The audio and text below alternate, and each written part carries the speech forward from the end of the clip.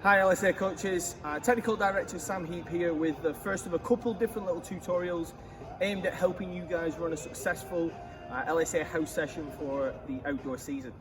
Everything we're going to do today is basically showing you how to set up a session, so when before the kids even get there, when you get there 10-15 minutes before, how to set it up, as well as how to run a nice little warm-up that'll get the kids touching the ball lots and get them working at the same time. So as you'll see behind me, I've set up two little areas. The first one is the yellow box, which is a 10 by 10. That's going to be where we do the main parts of the session. So whether it's the warm-up, the actual session itself, or maybe a game at the end, something like that. Although it looks small, it's perfect for U5s, U6, U7, even U9s. We may want to extend it a little bit for the game, but for the actual complexity of the session, we want to just make sure that it's nice and tight so that kids are having to keep their head up, they're not bumping into each other, and they're getting good ball control at the same time. You'll also see here that I've got a small little area with the four orange cones. This is my equipment area. So what I tend to do in every session is, this is where I'll put balls, pennies, cones, pug nets, anything that I'm going to need throughout the session. This also becomes the player's water area. So what I do by that, when the players come in, they have the water bottle with them, they'll throw it into the equipment area, they'll grab a ball, they'll start dribbling around, or if they've got a friend, they'll start passing back and forth. But the main part of that is when they're coming back in for the drink, when you're going from, say, your warm-up to your session itself, and you say, go and get a quick 30-second drink break, they're not running straight back off to mums and dads, and it's taking you 2-3 minutes to get every player back in. If they stay together, they're bonding as a team, plus they're getting used to actually, they're in the session, it's not time with mum and dad, they're here to learn soccer. So you'll see that's my area. I always tend to do something like that, just so kids can say, okay, that's where they put the water in, and off they go. They'll all, like I said, before they'll come in, they'll get a ball, they'll be ready to warm it up.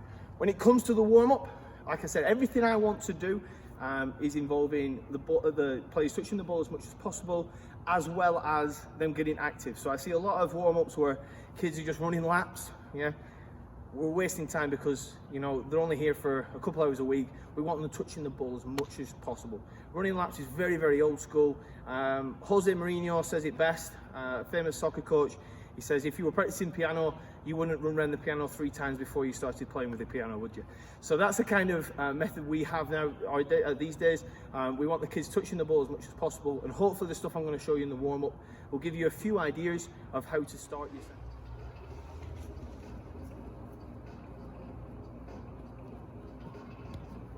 So the first thing I'm going to do in my warm-up is, I have 10 cones with me right now. I'm going to spread them all over the field. And then I'm going to ask players to start by dribbling around them and dribbling around each other.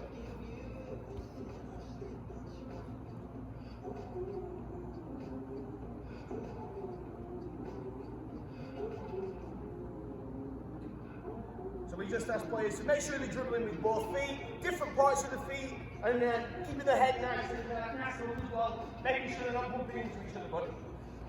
So changing direction, not just going around in circles.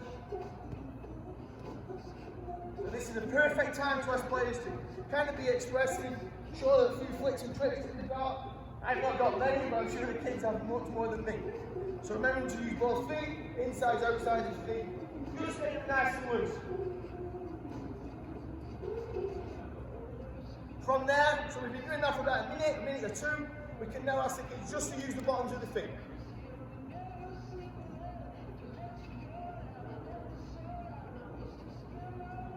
So going different directions, just using the bottoms of the feet.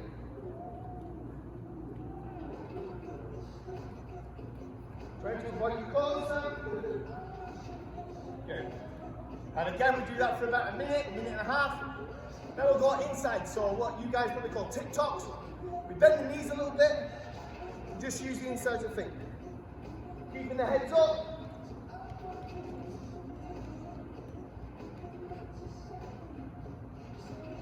And then to go backwards, you have to do the same thing, using the inside of the feet, but just point the toes in. Really important that the kids check what's behind them, so they don't bump into each other anymore. And then forward again, and then backwards again. Okay? So from there, again, that's 2 or 3 things straight away. We've been touching the ball, hundreds of times. Kids are getting the blood rate going, it's certainly working me. I'm a little bit out of shape, but still, if I'm getting worked, usually the kids will be tired as well.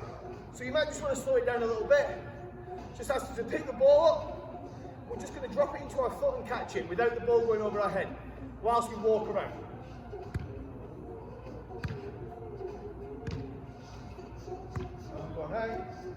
You can say, if they drop the ball or miss it and it hits the floor, it's 3 jumping jacks. Okay? So it just gets them used to the touch and the feel of the ball. Also works a little bit of hand-eye coordination. As they're going around, you might challenge players and say, can we do 1 on each foot? Or can we do 2 on each foot? And so forth.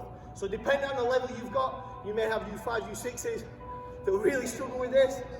Right, so you don't have to put a punishment on it, but you just ask them all the time. You might have U13s, 14s that can do 10 on each foot. Depending on your age and your level of your group, you decide. Okay, so from there, they've probably got a rest. Again, you've done that for a couple of minutes. Now we ask them, as they dribble, we're going to use inside and outside, really, really quickly. So, inside, outside, inside, outside, inside, outside, inside, outside. Keeping our heads up, inside, outside. Notice I'm using just 1 foot. Now you can ask the players to change feet. Inside, outside, inside, outside, inside, outside, inside, outside.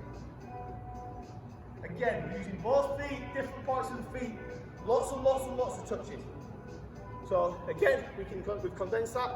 Usually make that about 1 minute, 30 seconds on each foot. Okay? So we're still doing soccer movements as well. Halfway through this, we can just ask them to do a few different soccer movements. So from the insides, outsides, kill the balls dead, and we're just going to go 2 either way, through the ball, through the ball.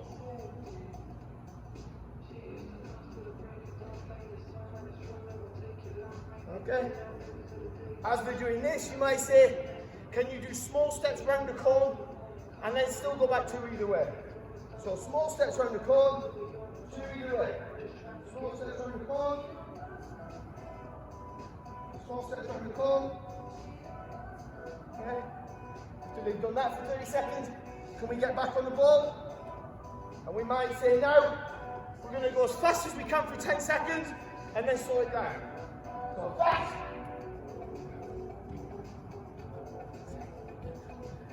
And then slow it down. Okay, and you can do that 4 or 5 times. Okay, from there, we might ask the players to dribble. Once you shout change, can I go and get a different ball? So they're dribbling, change, stop the ball, we go and find a different one with a different point. Okay, again, different idea there. Now you're getting used to your voice as well on the command station of your voice. Only a couple to go now. Toe taps. So, kill the balls dead.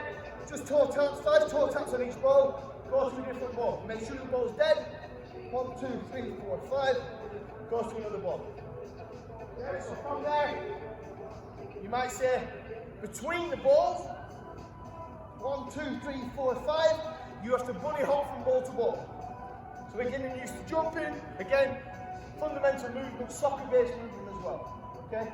So from there, nice and easy, you may go to juggling. Depending on the level of your group, you may just go to simple juggles, okay? Or you may go into a game like shorts and minnows, something, especially the younger age groups, something where they've just got the ball, a little dribbling game just to finish off. So that's about a 5-10 minute warm-up. Nice and simple, nice and easy. Like I say, coaches have got a license with that. They can kind of go where they want with it as long as they're making sure the players have a ball at their feet for at least 80% of that session, and they're also moving all the time, okay?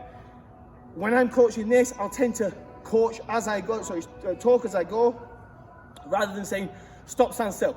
So we want them to constantly moving. Less talk, more movement, okay? We want to get that ball moving as much as possible and as many touches on that ball in the 2 hours a week or whatever they get a week with us, okay? So like I said, 5-10 minute warm up, nice and easy. Hopefully let's give you a few ideas. The next one I'll work will be about how to actually run a session. the main parts of the session, and then we'll talk on the final one. We'll talk about how to set up for a game at the end, a match, or scrimmage, whatever you guys want to call it.